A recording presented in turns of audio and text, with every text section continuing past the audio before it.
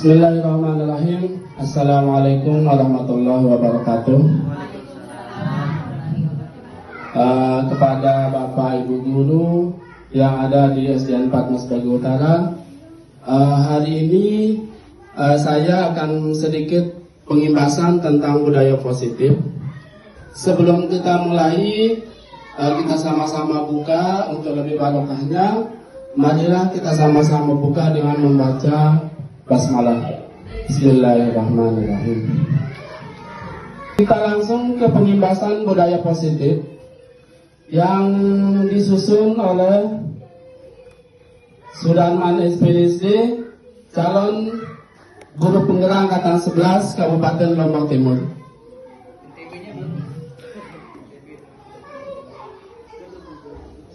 Salam sejahtera Bapak Ibu guru hebat.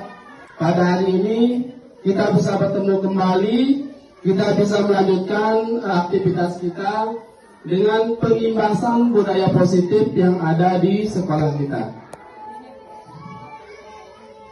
Di sini ada pertanyaan buat kita semua. Apa makna dari budaya positif? Itu yang pertama. Kemudian yang kedua, apa contoh penerapan budaya positif yang telah kita terapkan? Jadi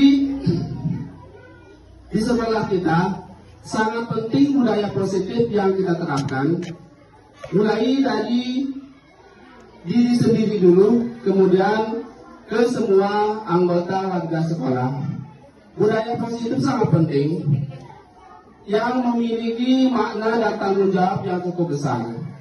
Jadi budaya positif di sini penerapannya adalah yang positif, contohnya adalah salam, mengucapkan salam, bertutur kata yang baik, sopan santun terhadap sesama, terhadap keluarga sekolah. Itu merupakan contoh kecil penerapan budaya positif. Jadi budaya positif itu sangat banyak. Apa yang telah kita lakukan, apa yang telah kita perbuat, yang berkenaan dengan hati nurani kita masing-masing, yang bisa kita pertanggungjawabkan. Itu adalah contoh budaya positif. Nah, di sini dijelaskan budaya positif itu di sekolah, nilai-nilai dan kebiasaan-kebiasaan di sekolah yang berpihak pada peserta didik agar mereka berkembang menjadi pribadi yang kritis, penuh hormat dan bertanggung jawab. Itu sedikit definisi tentang budaya positif. Kemudian kita lanjut dengan perubahan paradigma. Di sini filosofi pendidikan Ki Hajar Dewantara. Yang pertama adalah bukan tabula rasa. Itu yang pertama. Kemudian yang kedua, semua anak terlahir dengan bakatnya masing-masing atau unik. Jadi anak-anak itu memiliki bakat yang berbeda. Ya, bakatnya disebut dengan unik. Kemudian yang ketiga, karakter atau budi pekerti. Jadi semua anak-anak kita di sekolah memiliki karakter yang berbeda, budi pekerti, kemudian itu yang berkembang sesuai dengan zaman kodrat alam dan zamannya. Kemudian yang keempat, tugas guru menuntun bakat tersebut agar anak tumbuh dengan selamat dan bahagia. Jadi seorang guru tugasnya bukan menuntut, tapi menuntun. Jadi yang namanya menuntut itu kita tidak mengikuti kemauan kita sebagai guru. Kita harus menuntun apa sih sebenarnya bakat yang perlu dikembangkan oleh peserta didik kita. Kita tidak bisa mengikuti kemauan. Itu keyakinan kelas salah satu contohnya. Kita lanjut. Materi berikutnya, di sini ada keyakinan kelas, hukuman dan penghargaan. Nah, 3 komponen ini yang harus ada yang digunakan untuk menyelesaikan ketika disiplin itu tidak ditaati. Yang namanya adalah teori kontrol. Jadi, ketika disiplin itu tidak ditepati, itu sangat harus kita kontrol, kemudian kita sesuaikan apa sih yang sebenarnya yang membuat mereka tidak disiplin. Sepertinya itu kita harus bertanya dulu tanpa memberikan hukuman secara langsung. Terkadang kita di sekolah tanpa bertanya atau tanpa ingin mengetahui dulu mengapa peserta didik kita tidak disiplin, baik dalam hal kehadiran, baik dalam mengerjakan tugas maupun kegiatan-kegiatan yang lain. Kadang-kadang ada siswa kita sering terlambat.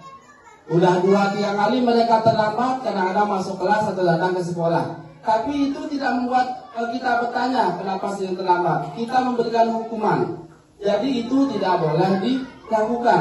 Seharusnya kita harus bertanya, apa sih yang menyebabkan kamu terlambat? Seperti itu pertanyaannya. Jadi itu perlu kita luruskan dulu. Karena mereka terlambat itu memiliki alasan. Jadi kata disiplin itu sering dikaitkan dengan tata tertib yang sudah kita buat baik di sekolah maupun di kelas. Izin, bisa bertanya? Kita lanjut dengan materi selanjutnya. Bertanya bisa? Boleh bertanya atau di sini nih? Silakan. Oke, bertanya Pak Din. Pak Din. Ada yang bertanya boleh? Misalnya kan anak buah kita telah. Pakai bahasa Indonesia. Oh ya. Misalnya anak buah kita telah. Terus. Kita jewel dia sampai nangis. Tapi kalau gurunya telah gimana? Kita jewel nggak? Oke. Ya. Ada pertanyaan dari peserta. Misalkan peserta didik kita terlambat, langsung kita jewel. Nah, jawaban saya yang pertama adalah itu adalah hukuman dan menyakitkan. Kenapa? Karena kita tidak menanyakan dulu apa sebabnya mereka terlambat. Pasti mereka punya alasan sehingga terlambat. Itu jawaban yang pertama. Yang kedua, bagaimana dengan gurunya kalau terlambat? Itu kembali ke diri masing-masing. Karena memberikan hukuman kepada Bapak Ibu guru yang ada di sini tidak akan mungkin.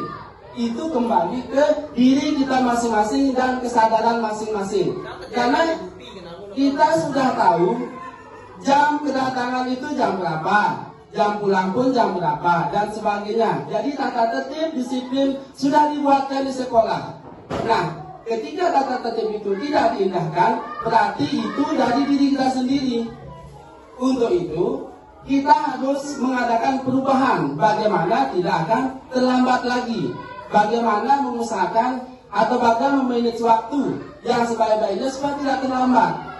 Jadi, kalau sudah diberikan waktu yang tepat, ini jadwal kedatangannya tetap masih terlambat, berarti seorang guru itu tidak memiliki kesadaran masing-masing. Ya, jadi mulai dari sekarang disiplin yang diterapkan di sekolah harus kita terapkan sesuai dengan yang sudah dibuat. Baik guru, siswa maupun semua warga sekolah. Kita lanjut ke materi selanjutnya. Teori motivasi perilaku manusia. Di sini yang pertama adalah untuk menghindar ketidaknyamanan atau hukuman, apa yang terjadi apabila saya tidak melakukannya? Nah, jadi di sini yang pertama adalah pertanyaannya, apa yang akan terjadi apabila saya tidak melakukannya? Otomatis, ketika kita tidak melakukannya, otomatis apabila saya tidak melakukannya. Nah, jadi di sini yang pertama adalah pertanyaannya, apa yang akan terjadi apabila saya tidak melakukannya? Otomatis, ketika kita tidak melakukannya, otomatis kita akan terhindar dari hukuman. Di sini yang pertama. Kemudian itu berasal dari motivasi eksternal. Ya, yang kedua, untuk mendapatkan imbalan dari orang lain atau institusi. Ini yang kedua, apa yang akan saya dapatkan apabila saya melakukannya? Kira-kira Bapak Ibu Guru, yang nomor 2, ada yang bisa menyampaikan pendapatnya? Kira-kira dari yang kedua, apa yang saya akan dapatkan apabila saya melakukannya? Teori motivasi perilaku manusia seperti yang ini kan Yang pertama tadi, untuk menghindari ketidaknyamanan atau hukuman, apa yang akan terjadi apabila saya tidak melakukannya? Misalnya kan sudah ada, untuk menghindari ketidaknyamanan atau hukuman. Artinya, kita menghindari hukuman seperti itu. Berarti ada kesadaran pada diri kita. Kira-kira yang kedua itu, kalau kita apabila saya melakukannya, gitu kan? Nah, kira-kira seperti apa? Itu apa yang kita dapatkan? Begitu kan? Apa yang saya dapatkan apabila saya melakukannya? Otomatis yang kita dapatkan itu adalah, ya, yang pertama adalah reward. Reward itu benar apa kira-kira? Ya, pujian boleh. Itu kadang-kadang. Ya. Ya.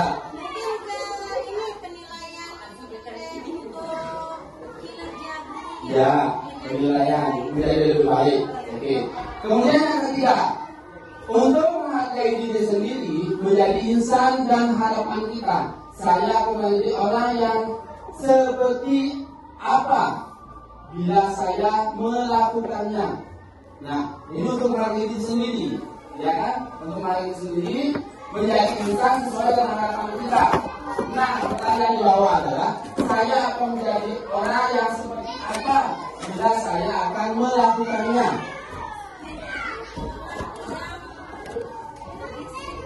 Menjadi orang yang disiplin itu sama dengan motivasi internal, berarti dari diri sendiri, dari dalam diri sendiri. Motivasi dari dalam diri sendiri. Kalau yang satu dua motivasi dari luar, eksternal kan dari luar. Kalau internal itu dari diri sendiri.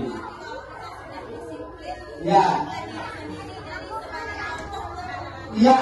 Jadi kalau kita sedang menerapkan perilaku disiplin sebagai contoh kepada anak-anak kita.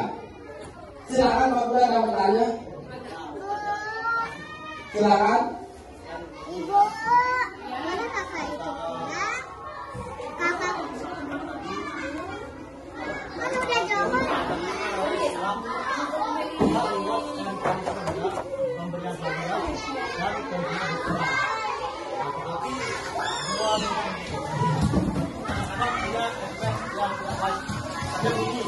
Kalau terlalu banyak memberikan hadiah kerja, nanti ketika dia sudah tidak mendapat kerja, dia akan tidak berhasil.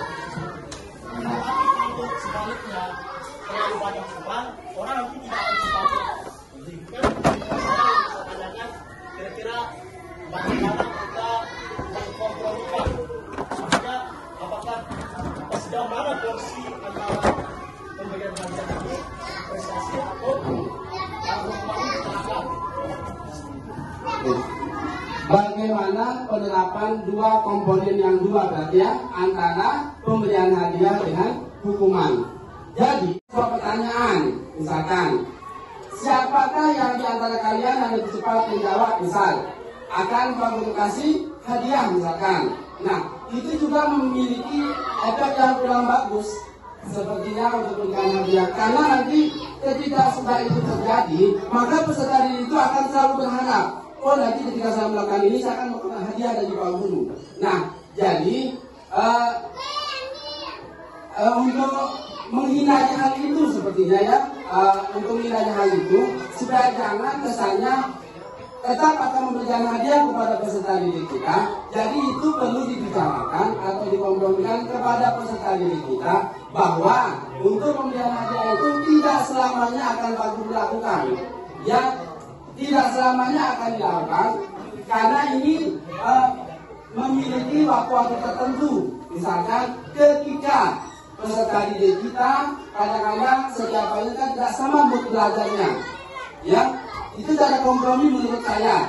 Ketika hari ini misalkan peserta didik kita tidak mood untuk belajar, dan kadang-kadang kita berinisiatif, oh nanti yang semangat belajar, yang mengerjakan tugas, kasih hadiah permen misalnya. Tapi tidak selamanya seperti itu. Kita lihat kondisi dan sikonnya. Bagaimana peserta didik kita, apakah hari itu mereka mood atau semangat untuk belajar, apakah tidak. Nah, jadi pemberian hadiah itu bisa diberikan kadang-kadang pada waktu-waktu tertentu, tidak selamanya atau tidak jangka panjang. Itu kalau pemberian hadiah. Nah, jadi kalau hukuman, seperti Pak Guru bilang tadi, pertanyaannya Pak Guru, hukuman itu tidak selamanya pun dilakukan kepada siswa kita. Sebenarnya, hukuman juga bisa membangun, tapi itu efeknya kurang bagus. Jadi, tidak setiap kita memberikan hukuman kepada anak itu merasa selalu bersalah, ya, tidak merasa diterima.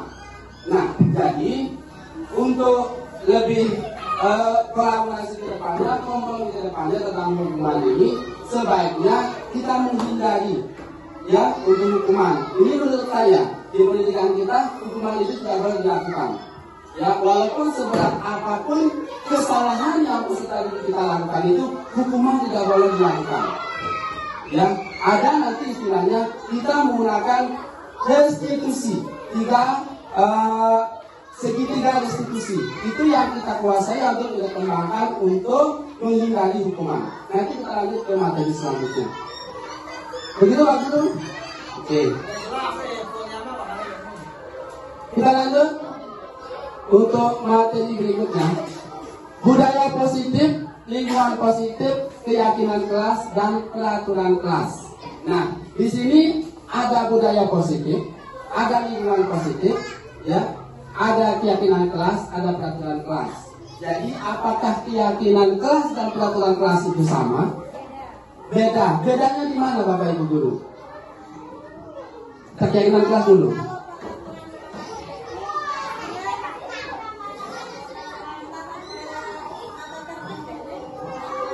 Ya, terus? Keyakinan kelas itu hasil apa yang disepakatan antara siswa dan guru. Oke. Yang akan diterapkan dalam.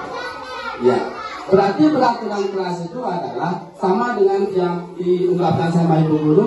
Kita ulangi, keyakinan kelas itu apa yang kita rencanakan, apa yang sudah kita buat, ya, untuk kita sepakati, untuk kita yakini di kelas, untuk kita lakukan di kelas, ya. Kemudian ke peraturan kelas, peraturan yang dibuat, ya, yang harus diikuti oleh peserta didik kita. Contohnya seperti apa peraturan kelas? Misalkan Ibu Guru, peraturan kelas itu contohnya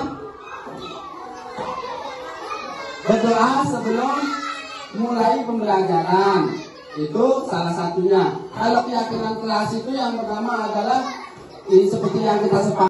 Itu keyakinan kelas salah satu contohnya. Kita lanjut materi berikutnya. Di sini ada keyakinan kelas, hukuman, dan penghargaan. Nah, 3 komponen ini yang harus kita pahami, ya. Oh, bukan 3 ya, 2. Ada hukuman dan ada penghargaan. Di sini pertanyaannya, mengapa tidak peraturan saja? Mengapa harus keyakinan kelas? Mengapa kita memiliki peraturan harus datang tepat waktu? Itu salah satu pertanyaannya. Apakah ini termasuk peraturan kelas? Yang ini Ibu Guru? Ya, itu termasuk. Ya, mengapa harus datang tepat waktu? Itu contoh adalah peraturan kelas. Ya. Kemudian untuk mendukung motivasi intrinsik, kembali ke nilai-nilai dan keyakinan. Lebih menggerakkan seorang dibanding mengikuti serangkaian peraturan-peraturan. Kita lanjut. Keyakinan kelas adalah, di sini definisinya sedikit ya. Keyakinan kelas adalah nilai kebajikan atau prinsip universal yang disepakati bersama secara universal, lepas dari latar belakang suku, negara, bahasa maupun agama.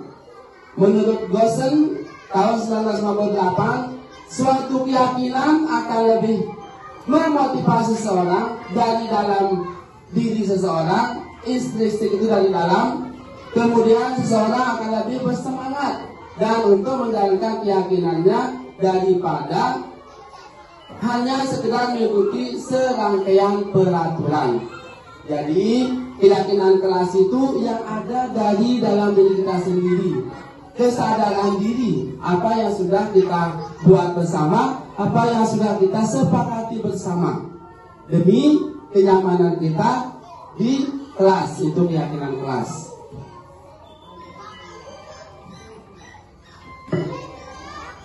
Kita lanjut. Pembentukan keyakinan kelas. Keyakinan kelas bersifat abstrak daripada peraturan yang lebih rinci dan konkret. Kemudian yang kedua, keyakinan kelas berupa pernyataan universal. Yang ketiga, pernyataan keyakinan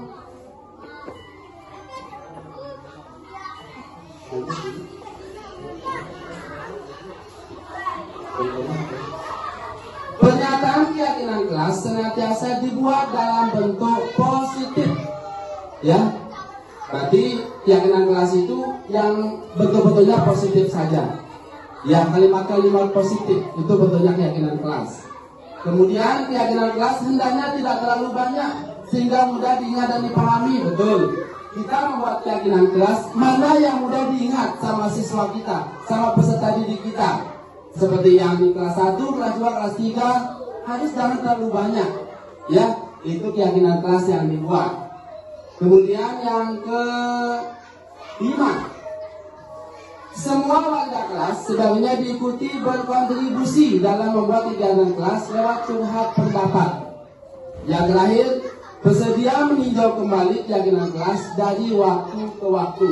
Nah, jadi keyakinan kelas itu perlu ditinjau ulang. Apakah mereka sudah meyakini, sudah menjalankan sesuai dengan keyakinannya atau bagaimana? Kalau memang masih ada perlu yang belum mereka jalankan sesuai keyakinan yang dibuat, perlu ditinjau ulang, ya, perlu direncanakan ulang apa yang harusnya kita lakukan perubahan untuk menjadikan keyakinan kelas lebih jelas.